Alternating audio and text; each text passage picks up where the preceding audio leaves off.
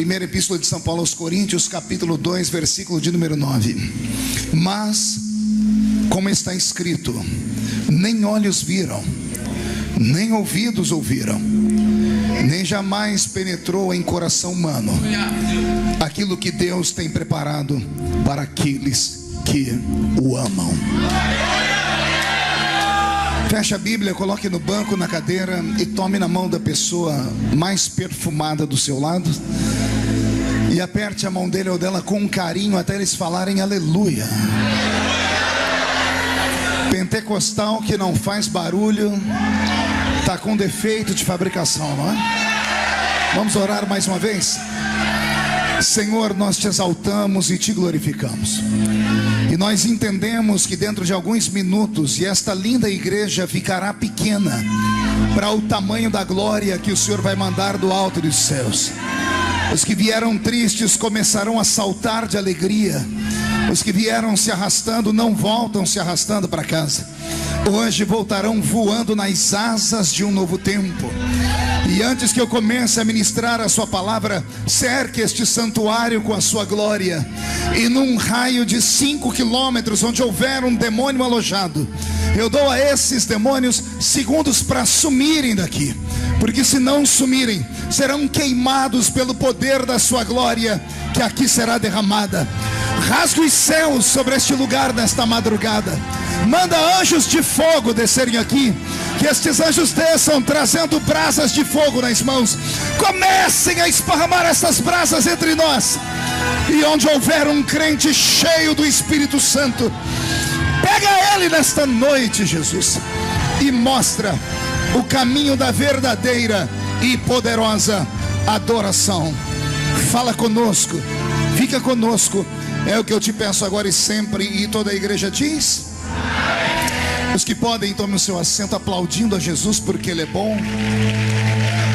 Eu estava pensando no que pregar, no que falar, no que repartir com os senhores e as senhoras, e o Senhor trouxe à minha memória o texto que eu li. O texto que eu li não é um texto para ser pregado em cultos normais, não é um texto para ser pregado em cultos evangelísticos. Até porque nos cultos normais, nos cultos evangelísticos, sempre vem aqueles crentes mais acomodados, vem aqueles crentes que estão com a vida ganha. Só vem para culto de vigília quem está lascado, gente. Eu tenho experiência desde criança. Só vai para vigília quem já tentou de tudo. É por isso que culto de vigília é o culto mais barulhento que tem, porque a pessoa não tem mais nada para perder na vida.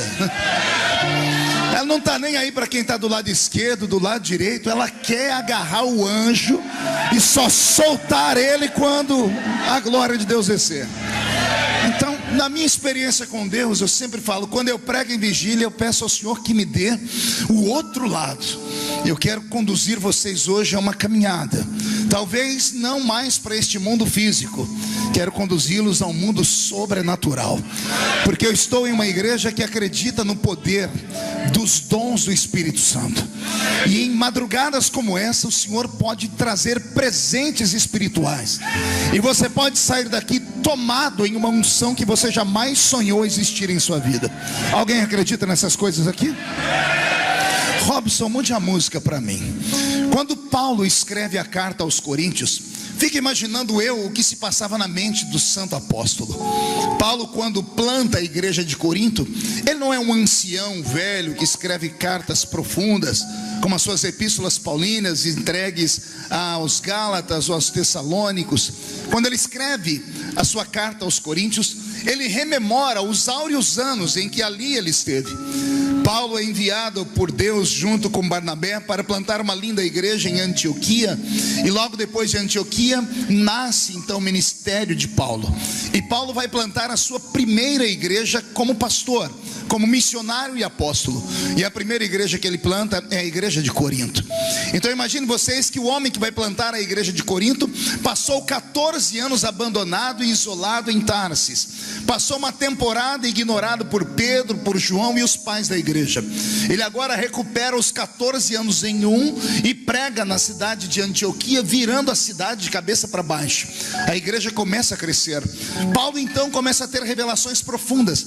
Então, quando ele se dirige para a cidade de Corinto, a terceira maior cidade da Grécia Antiga, ele entra em uma cidade onde a sociedade é movida pela filosofia de Sócrates, Aristóteles, Platão. Uma sociedade completamente tomada pelo materialismo, e até o espiritualismo deles era diferente de todos os demais povos. Ora, os gregos amavam um céu que era muito perto da terra. O céu dos gregos era o Olimpo dominado pela tríade de deuses, entre eles Zeus, Poseidon e Hades. E desses três, então, todos os demais semideuses por eles plantados no mundo. Então os coríntios, eles se dividiam entre a materialidade e a espiritualidade. Quando Paulo vai plantar a sua igreja em Corinto, ele está jovem ainda, e ele está cheio do Espírito de Deus. E é para esta igreja que ele começa o ministério carismático. O ministério de Paulo em Corinto é um ministério surreal, é sobre-humano, é sobrenatural. As coisas que aconteceram em Corinto jamais aconteceram em Jerusalém, nem em Antioquia e nem em outras partes mais. Foi só para aquela igreja. Tanto é que quando ele vai escrever uma carta para sintetizar o culto da igreja de Corinto, ele começa a explicar para eles sobre os dons do Espírito, sobre os frutos do Espírito. E então, quando ele revela à igreja o tamanho da apoteose da glória de Deus, aquela igreja deixa de ser uma igreja normal para ser uma igreja sobrenatural. Imagine vocês que para entrar na igreja de Corinto, você não tinha como cultuar sem antes pegar uma senha na porta da igreja. Imagine você, para poder cultuar, ter que pegar uma senha. Pergunte para mim, senha para quê, pastor? Para você saber que horas que você podia profetizar. Porque todos os membros da igreja de Corinto eram profetas. Você não entendeu ainda, eu vou desenhar. Eu disse que todas as pessoas que congregavam em Coríntios eram cheios do Espírito Santo. Vamos imaginar, nós estamos em Corinto agora. Olhe de canto de olho para a esquerda. Esse aí tem o dom de profecia. Olhe da direita.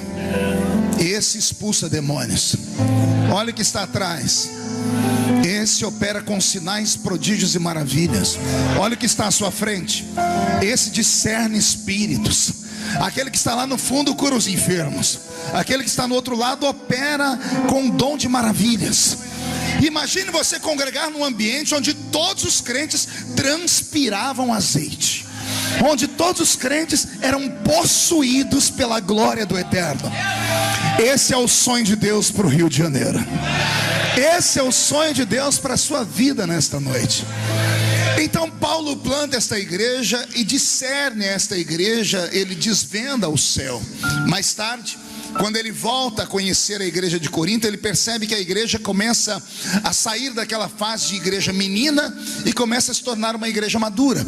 E todo ser humano, todo ser vivo, quando sai da fase de menino para adulto, ele acaba perdendo boa parte da sua essência.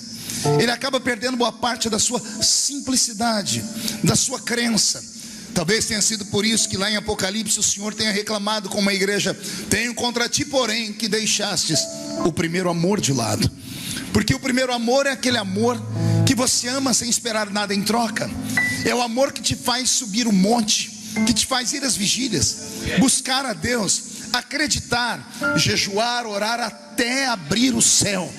Era você, quando não falava em línguas, orava e pedia e queria falar em línguas todos os dias, até que recebeu o batismo com o Espírito Santo. E aí depois parou no meio do tempo, porque faltou alguém te ensinar o que era o batismo com o Espírito Santo de verdade. Mas quando Paulo ensina a igreja de Corinto, ele dá a ela um norte do céu. O tempo passa, a igreja deixa de ser menina, fica mais madura. Paulo começa a descobrir que o culto de Corinto, dos coríntios, já não era mais o mesmo. E então ele escreve esta carta.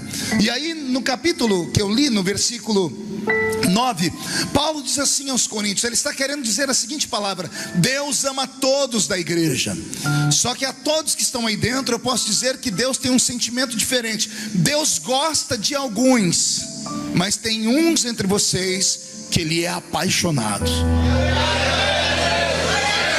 Só que quando ele vai revelar aqueles por quem ele é apaixonado, Paulo desequilibra qualquer ser humano normal. Pergunte por quê?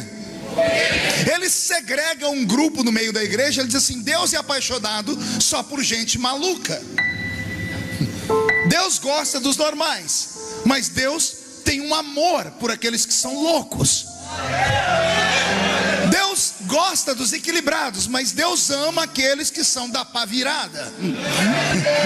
Está entendendo mais ou menos isso? Deus gosta dos normais, mas Deus é apaixonado por aqueles que são vibrantes, anormais, barulhentos. Deus é apaixonado por eles. O versículo 9 do capítulo que eu li, num desenho científico, Paulo está dizendo que Deus ama gente esquizofrênica, gente maluca. A esquizofrenia é uma doença mental.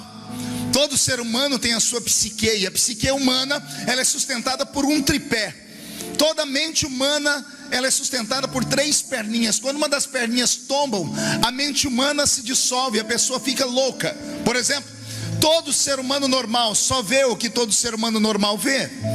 Quando um ser humano vê o que ninguém está vendo, alguém diz: você precisa ir ou num centro espírita, ou lá naquela igreja, ou você vai para o hospital. Todo ser humano normal só ouve o que todo ser humano normal ouve. Mas quando existe no nosso meio alguém que escuta vozes, alguém diz: ou você vai no centro espírita, ou vai naquela igreja dos crentes, ou você vai para um hospital de loucos. Todo ser humano normal só sente o que todo ser humano normal sente. Está um frio de rachar lá fora, todo mundo de blusa de lã, e tem um de camisa regata, camiseta regata. Alguém diz: gente, interna ele porque ele é louco, porque ele está sentindo diferente de todo mundo. Era para todo mundo estar sentindo frio, mas ele está sentindo calor, e vice-versa. Então toda vez que um ser humano vê o que ninguém vê, ele é esquizofrênico. Quando ele ouve o que ninguém ouve, ele é esquizofrênico. E quando ele sente no sentido contrário, ele é esquizofrênico. E a esquizofrenia é tida como uma patologia horrível. Ninguém quer ficar do lado de um louco. Aí Paulo, quando escreve aos Coríntios, ele diz: Deus gosta dos normais, mas ele ama os esquizofrênicos. Está aqui. Olha o que ele diz: aquilo que os olhos não viram, aquilo que os ouvidos não ouviram, aquilo que não subiu ao coração humano, é o que Deus tem reservado para aqueles que Ele ama. Deus ama. Eu quero, com todo respeito, pedir àqueles que são normais que não me levem a mal, mas eu vim nesta madrugada pregar só para gente louca aqui dentro, porque só loucos entendem a linguagem que eu tenho para pregar. Respire fundo aí, venha comigo numa viagem. Quando Deus criou a raça humana, Deus deu ao homem 5 talentos. Quantos talentos eu disse?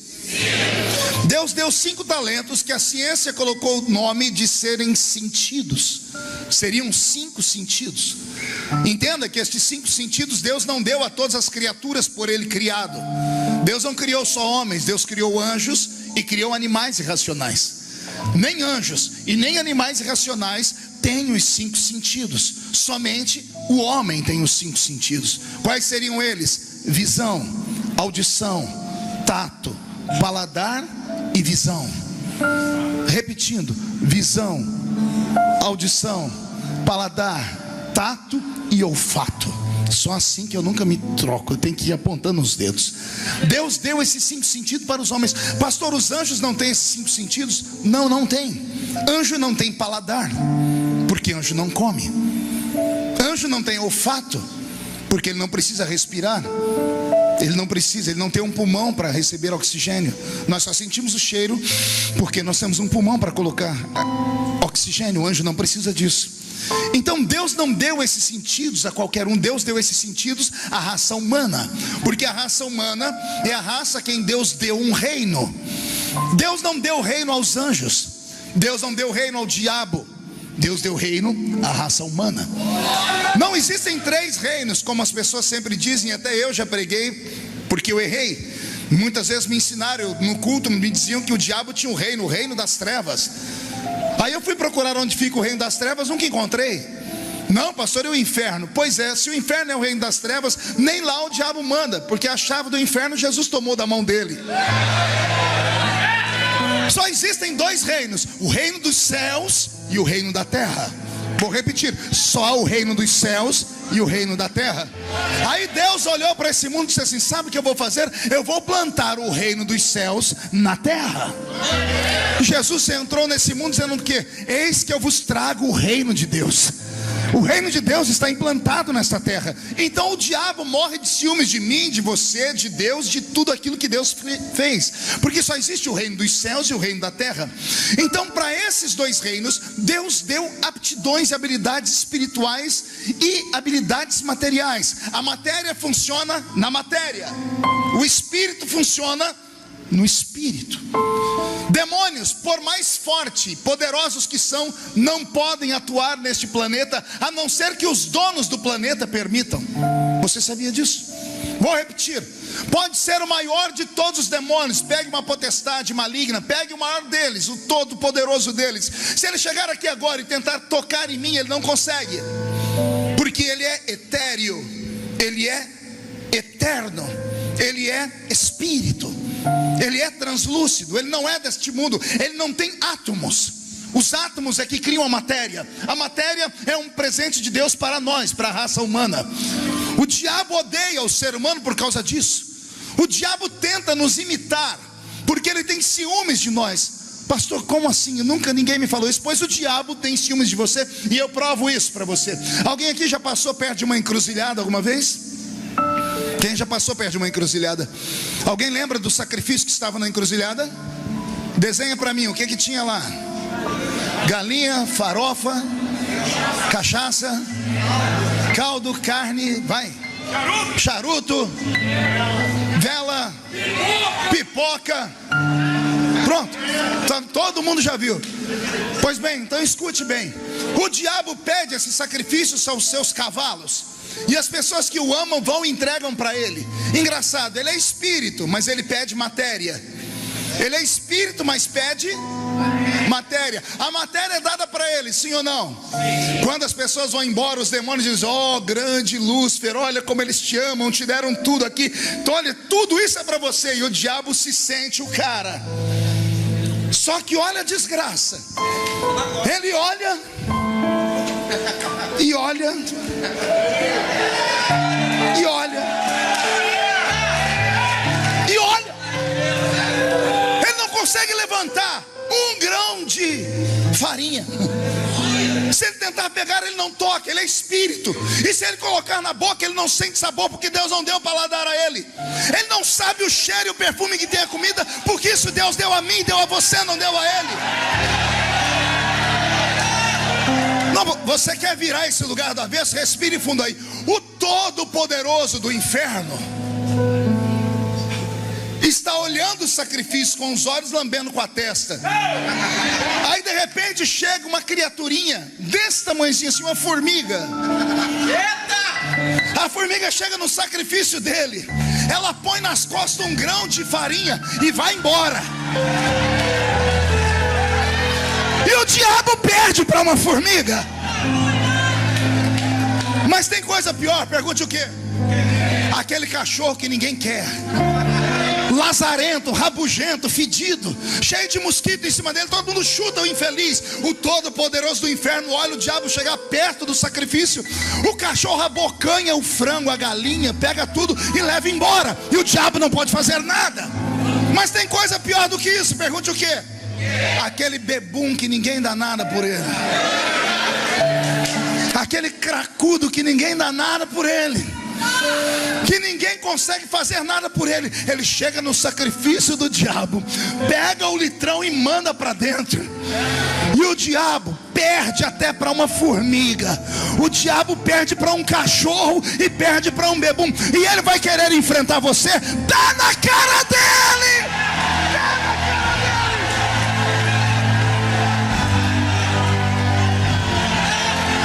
E Aracia Mateia aqui a Mantocue Barabassuri de Candarai.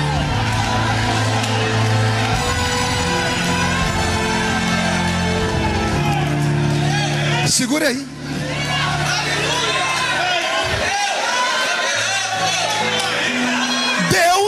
deu ao homem 5 presentes. Deus deu ao homem 5 sentidos. Pergunte para mim, para que esses sentidos, pastor? Os 5 sentidos que Deus deu ao homem é para que o homem perceba o seu reino. Os 5 sentidos naturais faz o homem perceber o reino natural que está perto dele. Com os olhos eu enxergo vocês, vejo as cores. Com o tato eu sinto a densidade dos objetos. Com o meu olfato eu sinto o perfume. Com a minha boca eu sinto o paladar. Com os meus ouvidos eu ouço vozes. Então esses 5 sentidos fazem o mundo físico ser real para mim. Vou repetir, os 5 sentidos naturais que Deus deu ao homem faz o mundo físico ser real para ele. Amém até aqui? Amém. Se ajeite na cadeira. Existe um grupo de seres humanos a quem Deus foi tão benevolente e apaixonado que Ele deu a eles um sentido extra,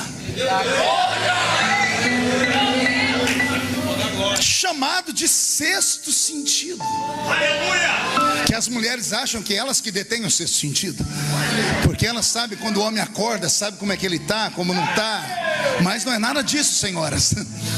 O 6º sentido é um presente de Deus para alguns seres humanos, não para todos, mas para alguns. E o que é que ele faz? Pergunte para mim, o que é que ele faz, pastor? Ele faz o mesmo ato dos outros 5, só que num sentido contrário. Se os 5 sentidos naturais faz o mundo físico ser real para o homem, o 6º sentido faz o mundo espiritual ser real para o homem. Por que é que você acha que numa reunião como essa, você olha para a esquerda, tem um irmão pulando, gritando, fazendo as suas coreografias, e você olha do outro lado, a pessoa está babando de sono? Por que você acha que enquanto o pregador prega, uns dá grito, pula e os outros roncam? Por que você acha isso? É simples, é porque nem todos têm o 6º sentido. É simples, é só isso. Pastor, isso aí é conversa para boi dormir. Leia a carta aos Coríntios, você vai ver Paulo dizendo assim: quando eu preguei em Corinto, eu encontrei 3 tipos de pessoas. Eu encontrei o homem natural, o homem carnal e o homem espiritual. Olha o tamanho da bagaça. Eu encontrei o homem natural, o homem carnal e o homem espiritual. Quem são os 3? O homem natural é aquele que nos visita pela primeira vez. O homem natural é aquele que nasceu só uma vez. Ai, Jesus. O homem natural nasceu quantas vezes? E o homem espiritual? 2. O homem natural nasceu e o homem espiritual. Agora a pergunta que não quer calar: por que a gente tem que nascer de novo? Ah, pastor, a gente tem que nascer de novo para a gente se tornar filho. Ora, Deus poderia muito bem ter nos adotado. O filho adotado também é filho, é chamado de filho do coração, sim ou não? Sim. Mas Deus não queria te adotar. Deus queria que você nascesse de novo, porque todas as vezes que nasce um ser, esse ser nasce com características genéticas da família. Ai, meu Deus, posso caminhar por aqui? Todas as vezes que nasce um ser, esse ser nasce com características genéticas da sua família.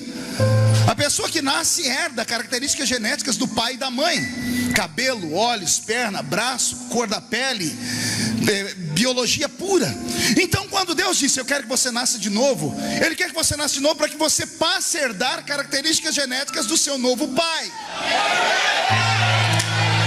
Não entendeu? Eu vou desenhar de novo. Deus diz assim: aquele que aceita o meu filho como salvador, eu quero que nasça de novo. Eu não quero te adotar, eu quero que você nasça para você herdar características genéticas minhas. Eu quero que você herde características genéticas minhas. Pastor, só pode dar um exemplo de uma característica genética que eu herdei de Deus Pai? É claro que eu posso. Por exemplo, você lembra antes de você ser crente como você era? Todo mundo pisava em você, você andava de cabeça baixa, você se sentia o verme do carrapato, com depressão, opressão, era uma coisa horrível. Você chorava, quando alguém perguntava se você tinha pai, você dizia nem mãe. Você queria se matar a toda hora. A pessoa aceitava um cabresto em cima dela, aceitava as pessoas pisarem em cima dela. Você era um ser humano sem sentido na vida. Bastou virar crente, agora não aceita mais nada de derrota. As coisas começam a apertar, ao invés de você ir dormir para casa, se trancar num cantinho, olha você aqui na vigília gritando. Ora, o que é isso? Deus nunca aceitou derrota. Você é filho de Deus, você herdou essa característica dele. A derrota nunca vai tocar você. Nunca vai tocar você. Deus nos deu características espirituais. Que pena que a igreja está perdendo isso. Meu Deus. Que pena que nós passamos tanto tempo num culto, às vezes como esse ou em outros, e falamos tantas coisas ruins, falamos tantas coisas sem sentido, atacamos as pessoas gratuitamente, batemos em pastor, batemos em itinerante. O pobre do itinerante é um saco de pancada. O pobre do itinerante não presta para nada, coitado. Só presta para ir pregar na igreja e levantar o moral do povo. Quando vai embora, todo mundo espanca ele. Quem fala de itinerante é porque morre de inveja dele. Não tem o dom que ele tem. Deus não deu o dom da itinerância para qualquer um, não. Isso não é para quem quer, é para quem Deus chama. E quando Deus chama o itinerante, amigo, você pode falar o que quiser dele, Deus sempre vai honrar essa pessoa. Porque a chamada do itinerante não vem da horizontal, ela vem da vertical. Mas voltando, tantas coisas boas para falar, e nós estamos nos perdendo.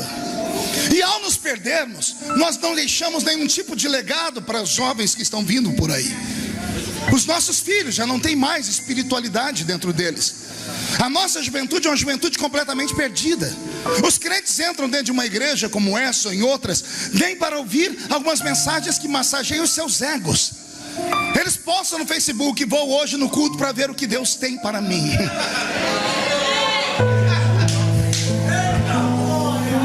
Não aceitam poder, gritos, barulhos, glórias, porque dizem que isso é para gente doida, desequilibrada. Um dia um cidadão escreveu para mim: pastor Marcos, o senhor tem algum problema na sua mente? E eu escrevi: por quê? O senhor sofre de reações psicossomáticas no seu cérebro. E eu respondi: por quê? Ora, porque o senhor grita fora de hora, o senhor pula. Aí eu comecei a pensar e falei: meu Deus, eu não grito porque eu quero. Eu também.